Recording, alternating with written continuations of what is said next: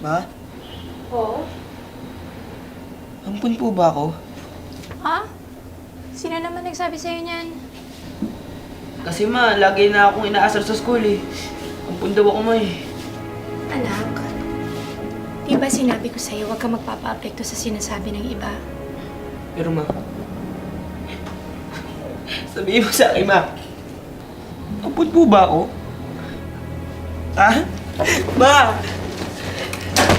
Ampun ba ako? Ha? May paliwanag mo po ma. May paliwanag mo, bakit may 4 na baso ko sa likod?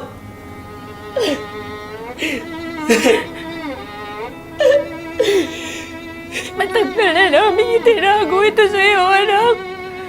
Pero sa palagay ko pa naman ang malaman mo.